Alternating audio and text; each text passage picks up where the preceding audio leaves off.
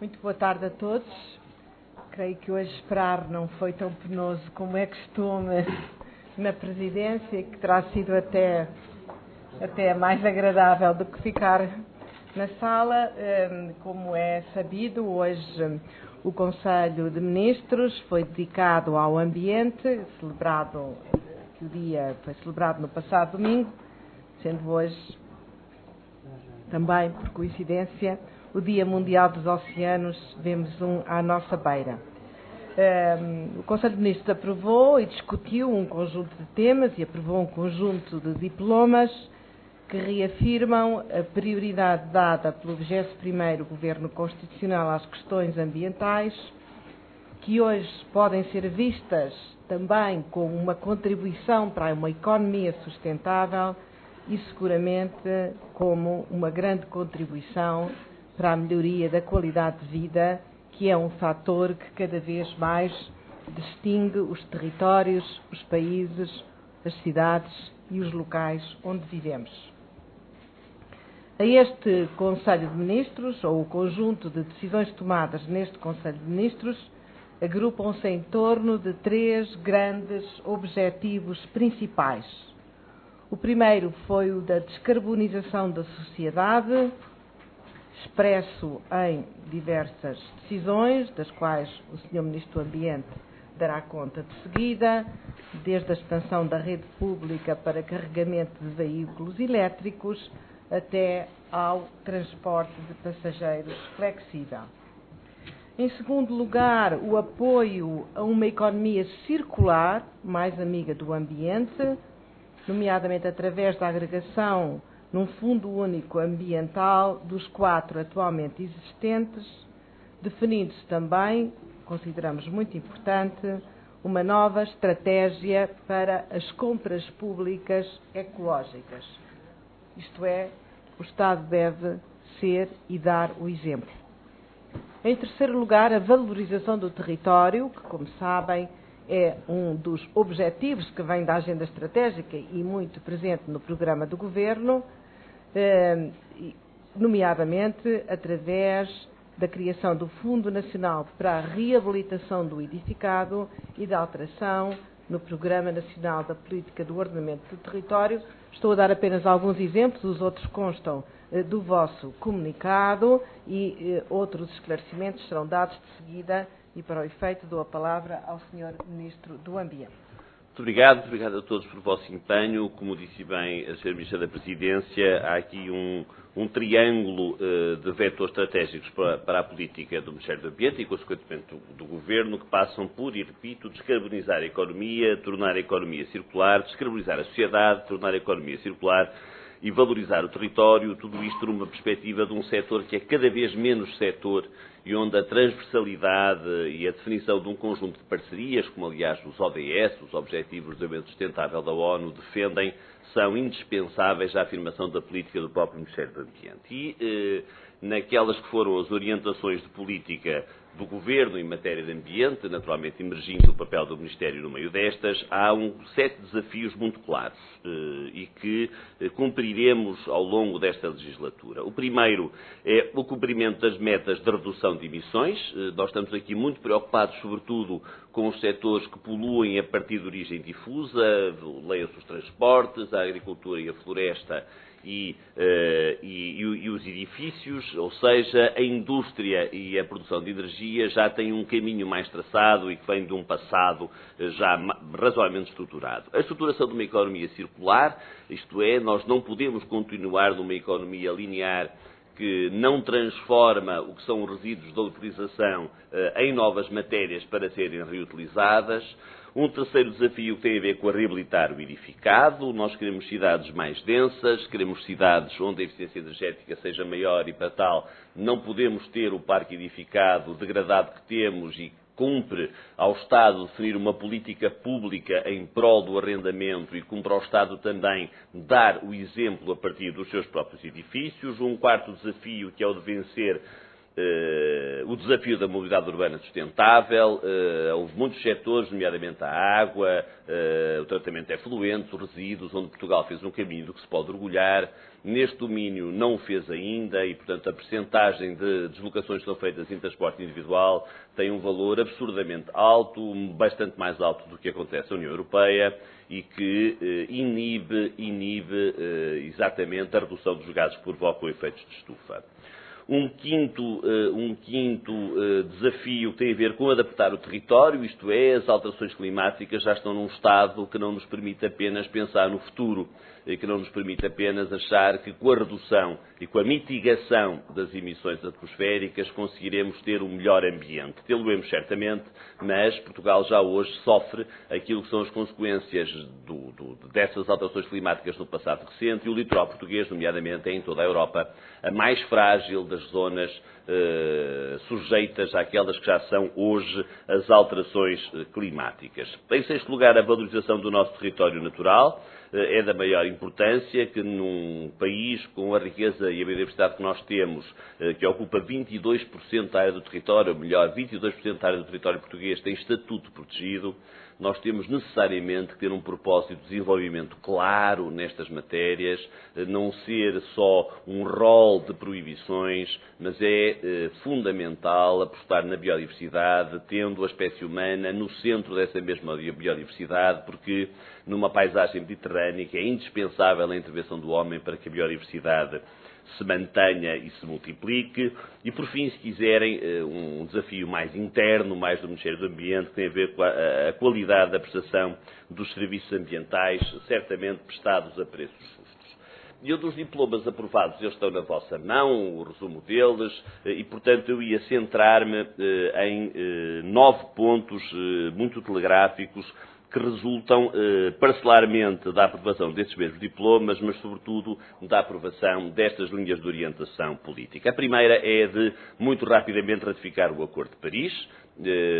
Foi hoje conversado e discutido por todos os ministros e, por isso, no início do próximo ano parlamentar, ou seja, em setembro, o Acordo de Paris estará para ser ratificado. Portugal tem que dar o exemplo, no contexto da União Europeia, de que está e quer estar na linha da frente e seria ilusório pensar que todos os países da União Europeia estão com a mesma vontade e a mesma rapidez. Nós temos e queremos dar um sinal muito claro disso.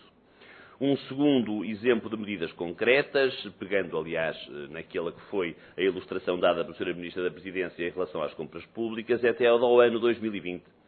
60% das compras, e compras vêm desde material de escritório até à própria edificação, 60% das compras públicas serão ecológicas, pensadas não no prestador de serviços, mas na certificação do próprio produto, conseguindo aqui dar um impulso grande àquilo que é também a indústria portuguesa. Em terceiro lugar, sim, colocar em pleno funcionamento o Plano Nacional de Reabilitação do Edificado, que já foi subejamente falado, e que, tendo sido hoje aprovado, há agora um conjunto de passos que passam pela CMVM por reforçar a estrutura técnica mas que em outubro estará certamente em pleno funcionamento. Uma quarta decisão concreta. Existem 2.000 edifícios públicos em Portugal que ainda têm, sobretudo, coberturas em amianto. Tem sido feito um trabalho nesse sentido, mas sem fundos financeiros alocados para o efeito. E aquilo que ficou resolvido é que, no contexto do POCU, portanto, o Programa Operacional de Fundos Comunitários, que financia as matérias de ambiente e de recursos, a parcela da eficiência energética da administração pública, nessa parcela, ser claramente priorizada a retirada de amianto dos edifícios e, com isso, ganhar aqui o músculo financeiro que estava a faltar para ter uma intervenção mais direta. Em quinto lugar, a preparação de uma mudança profunda nos hábitos da mobilidade urbana. É difícil descrever este ponto de forma telegráfica, mas reafirmar algumas coisas que já foram sendo ditas. Até ao final deste ano, a STCP e a Carris serão geridas pelas autarquias, no caso da Carris mesmo da posse da Câmara de Lisboa, e que sim, depois de 5 anos parados, vamos retomar os planos de expansão dos metros de Lisboa e Porto. Estas medidas são absolutamente indispensáveis para nós termos uma mobilidade sustentável nas cidades. Em sexto lugar, Então, a adaptação das zonas mais vulneráveis às alterações climáticas. Foram hoje aprovados os planos de gestão de zona de espaços inundáveis. São 22 zonas que estão identificadas no país. Já, aliás, está aberto um concurso, um aviso de fundos comunitários para fazer esses investimentos. Nós herdamos aqui 0 euros para esses investimentos. Estão lá 50 milhões de euros alocados no referido POCUR, que não vale a pena voltar a explicar o que seja, e já há, neste momento, 10 projetos claramente identificados e para começar a intervir no muito curto prazo. Sétimo lugar, a concentração dos sistemas de abastecimento de água nos territórios de baixa densidade. Portugal é um país que tem 160 concelhos com menos de 20 mil habitantes e não é sustentável gerir sistemas com esta dimensão e, por isso, a aposta clara na sua agregação e o compromisso de que o Ministério do Ambiente, através dos fundos comunitários que gere, irá apoiar estes sistemas agregados, repito, sistemas de escala municipal. Oitavo e penúltimo dos pontos, a definição de um conjunto de experiências piloto para a gestão descentralizada de áreas protegidas. Nós ficamos muito satisfeitos quando temos 22% do território nacional sob um estatuto de proteção, mas não queremos parques de papel. Queremos parques que, de facto, tenham um propósito claro de desenvolvimento e sentimos que é indispensável desenvolver um conjunto de experiências piloto na sua gestão que envolva autarquias e as organizações não governamentais do ambiente. Por último, a criação de um programa de mobilidade elétrica para os veículos municipais que prestam serviços ambientais.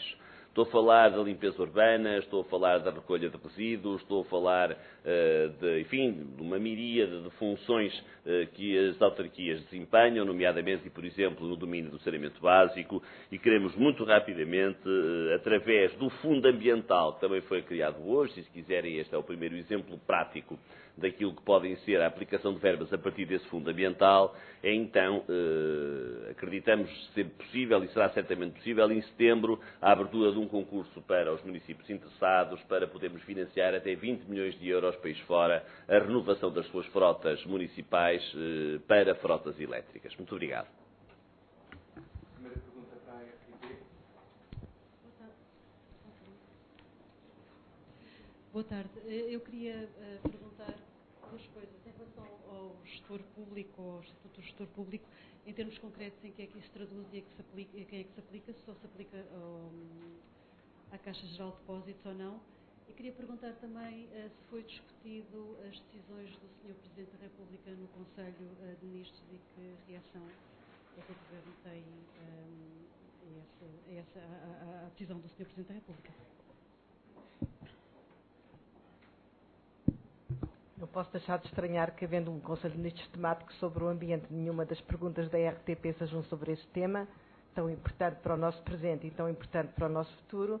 De qualquer modo, que relativamente ao Estatuto, à alteração do Estatuto de Gestor Público, no sentido de reforçar o Conselho de Administração da Caixa Geral de Depósitos e dar-lhe a importância devida que a Caixa tem para nós, como Banco Público, o Sr. Ministro das Finanças dará todas as explicações da parte da tarde ou amanhã de manhã. Portanto, o Ministério das Finanças explicará o diploma que foi aprovado. Naturalmente, como disse inicialmente e como consta do comunicado, este Conselho de Ministros não se dedicou a discutir as decisões que o Sr. Presidente da República tomou no exercício das suas competências. Bom dia, Bruno Castro Ferreira da CMTV. Gostava de perguntar, em específico em relação a este tema, como é que vai ser feita esta gestão dos transportes, quer da Carris, quer da FTCP, em termos dos déficits naturais que estes serviços têm, como é que eles se vai continuar a ser o Estado, ou uma vez que são entregues à gestão das autarquias, se há também uma comparticipação nesse âmbito. E gostava de perguntar também um tema paralelo, certamente deve ter recebido com satisfação ou não, imagino que sim, os resultados do leilão de dívida desta manhã. Passo a palavra ao Sr. Ministro do Ambiente para responder à pergunta que fez relativamente aos transportes. Muito obrigado. Os déficits de exploração da Carris e da SCP serão assumidos pelas autarquias. Aliás, como acontece em todas as outras empresas de transporte que comumente são privadas ou são municipais, podendo naturalmente existir obrigações de serviço público que têm uma compensação. Mas no que diz respeito aos déficits de exploração, repito, eles serão assumidos por completo pelas autarquias, no caso da Carris pela autarquia de Lisboa, no caso do Porto, não é o Porto, são as 6 autarquias, o Porto e mais 5, à volta do Porto, onde a SCCP presta serviços. Isso é absolutamente claro. Boa tarde, a Filomena Lança, do Jornal de Negócios. Eu tenho aqui algumas dúvidas em relação ao Fundo Nacional de Reabilitação do Edificado. Gostava de tentar perceber se já se sabe como é que pretendem garantir aquela rentabilidade de 3% ou 4% de que se tem falado. Enfim, é uma questão que preocupa, dados os fundos da Segurança Social que estão envolvidos. Depois também gostava de saber se os privados poderão começar a entrar logo em outubro, quando o fundo for começar a funcionar. E quando é que as primeiras casas estarão no mercado do arrendamento, já com as tais rendas acessíveis? Só mais uma coisa, fala-se aqui também na aprovação de um diploma que prevê a melhoria do desempenho energético dos edifícios. Gostava de perceber um pouco melhor o que é que está em causa. Enfim, é isso. Muito obrigada, Filomena Lança. Passo a palavra ao Sr. Ministro do Ambiente para esclarecer sobre as questões colocadas. Muito obrigado. Sobre a rentabilidade e a rentabilidade estimada do Fundo de Estabilização Social, de facto, a exigência é colocada em torno dos 3% e essa rentabilidade é assegurada com a avaliação individual de cada imóvel que entre para o fundo. E, portanto, é assim que ela é assegurada.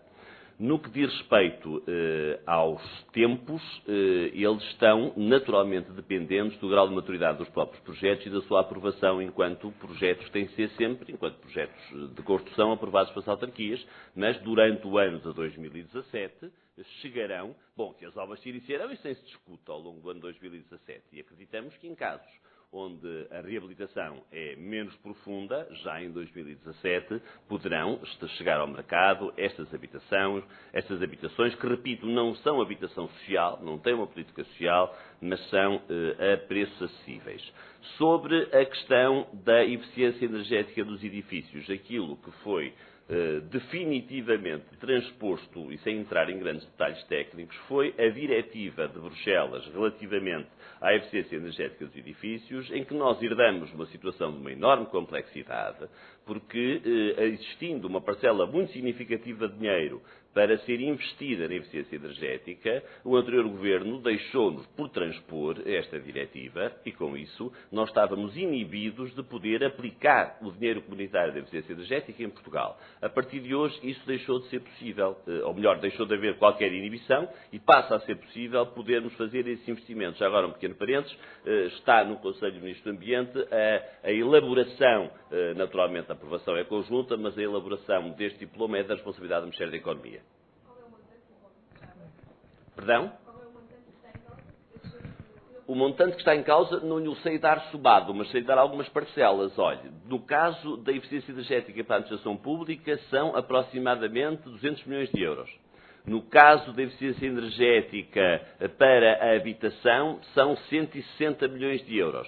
E há depois um conjunto de verbas que não tenho de memória nos diversos programas operacionais regionais, mas que têm uma expressão, e é sobretudo da maior importância, que muito ou pouco, e tem expressão, repito, olha, o tal dinheiro da eficiência energética da administração pública, em que eu dei como exemplo a priorização do amianto, só é possível nós avançarmos com avisos nesse sentido, precisamente porque foi, de uma vez por todas, corretamente transposta esta diretiva.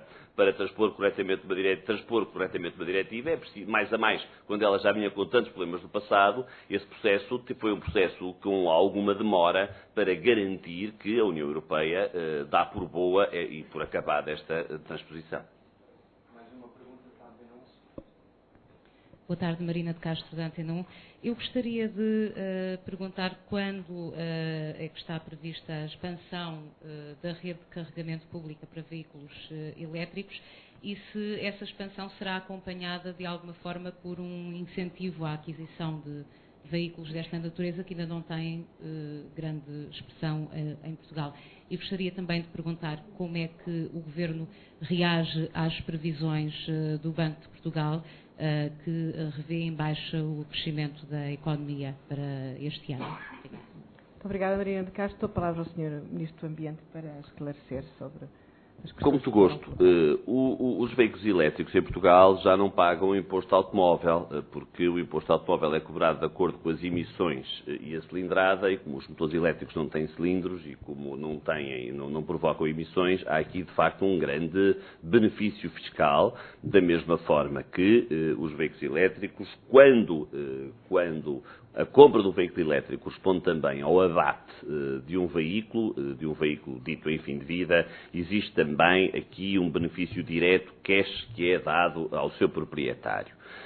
E este é o panorama de incentivos que está em cima da mesa, acreditando que há aqui dois grandes papéis a poderem ser cumpridos para poder incentivar a mobilidade elétrica. Eu direi de um lado da própria indústria, e ele aí tem de facto crescido bastante, o autocarro elétrico que viram hoje, feito em Portugal, no caso dos veículos individuais, cada vez mais as baterias têm autonomias maiores, ou permitem autonomias maiores, e cada vez mais também o preço do veículo elétrico vai sendo mais reduzido. Do lado público, existe de facto aqui o projeto Mobié e até ao final, antes de mais, muito rapidamente começarão a ser instalados um conjunto de carregadores rápidos, que não vou estar a antecipar datas porque estamos tão perto delas que tenho medo de falhar, mas vamos começar de facto a instalar os carregadores rápidos que não existem e que fazem parte da primeira fase do Mobié.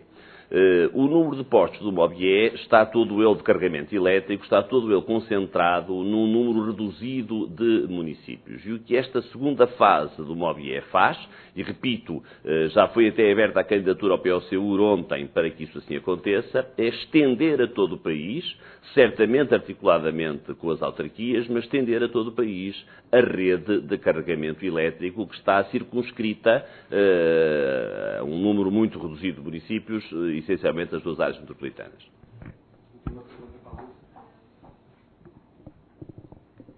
Elsa Alves, da Agência Lusa. Eu queria saber se há alguma prioridade neste projeto do amianto, nesta tarefa para retirar amianto, se há alguma área prioritária, por exemplo, de educação, ou como é que vai ser implementado este projeto. E queria também saber o que é que foi decidido acerca do superfundo do ambiente.